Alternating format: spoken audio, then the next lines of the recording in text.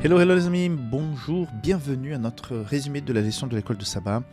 La semaine dernière, nous avons préparé les textes, mais malgré toute notre envie de pouvoir enregistrer, malheureusement, j'ai eu un petit accident au niveau de mon pied, je ne pouvais pas très bien marcher. En train de faire la peinture, j'ai tombé. Et en plus, nous étions avec la préparation des conteneurs qui partaient vers les États-Unis depuis l'Espagne pour la conférence générale. D'ailleurs, je t'invite à venir visiter le stand de Safelis à la conférence générale au Saint-Louis si tu y vas. Et avec la charge de travail que nous avions cette semaine et le fait que je me déplace très doucement, on fait que finalement, j'ai pas pu enregistrer la semaine dernière, mais nous reprenons donc les enregistrements normaux.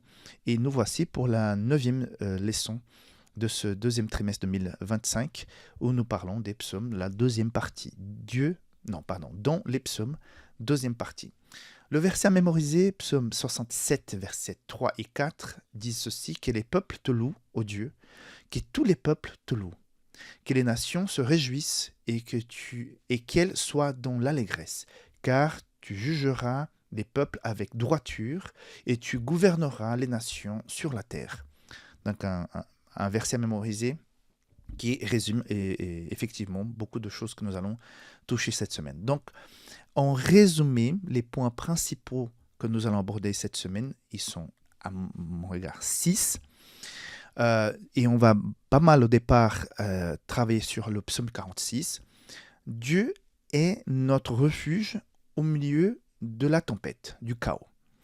Notre espérance dépasse les espérances qui peuvent apporter les réponses humaines.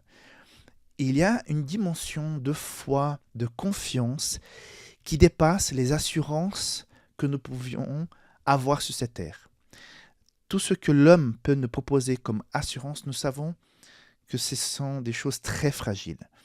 Les épidémies, telles comme celle du Covid, nous ont prouvé que les choses qui étaient certaines, la routine qui était tout à fait normale, peuvent changer de jour au lendemain. Nous avons vécu en Espagne et au Portugal très récemment un blackout énergétique pendant presque une journée. Et je peux vous dire que la vie s'arrête pratiquement de toute manière parce que la vie, je dis la routine, on est tellement dépendant de la modernité qui a été créée par l'homme, qui nous facilite énormément la vie. Même ma voiture, elle est électrique, par exemple, que tout s'arrête. Tout s'arrête tout simplement parce que nous n'avons plus un élément qui n'est pas fondamental, qui est important. On peut continuer à vivre sans électricité, mais sans elle, la vie, telle comme nous la concevons aujourd'hui, s'arrête pratiquement dans plusieurs domaines. C'est très compliqué.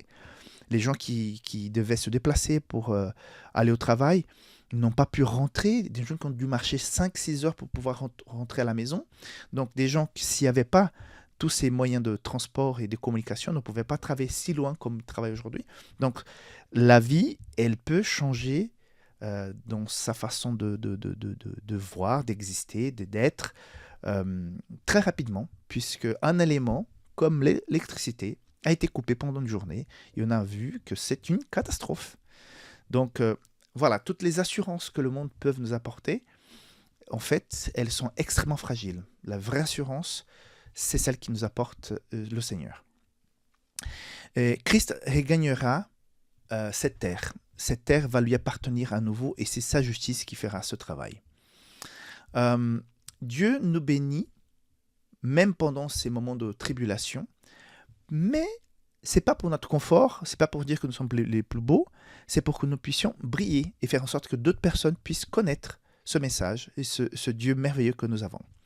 Et pour finir, il y a une mission, il y a une situation assez délicate et compliquée vers la fin de l'histoire humaine sur cette terre. Nous savons que la prophétie nous annonce des choses assez compliquées, difficiles, mais la leçon nous rappelle qu'il y a un Dieu dans les cieux et il y a un Saint-Esprit qui nous a été laissé pour nous conduire, pour nous accompagner pendant cette période d'épreuve, de conflit vers la fin des temps. Voilà en résumé. Il y a d'autres points que je vais te dire tout au long de la semaine.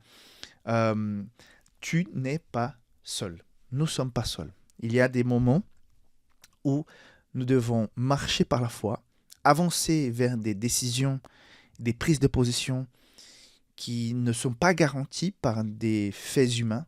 Et il y a un moment donné où nous sommes invités à faire preuve de courage spirituel et prendre des décisions basées sur la foi. Donc, voilà, tous ces éléments se réunissent dans la leçon de cette semaine. Je pense que ça va être une bénédiction pour nous.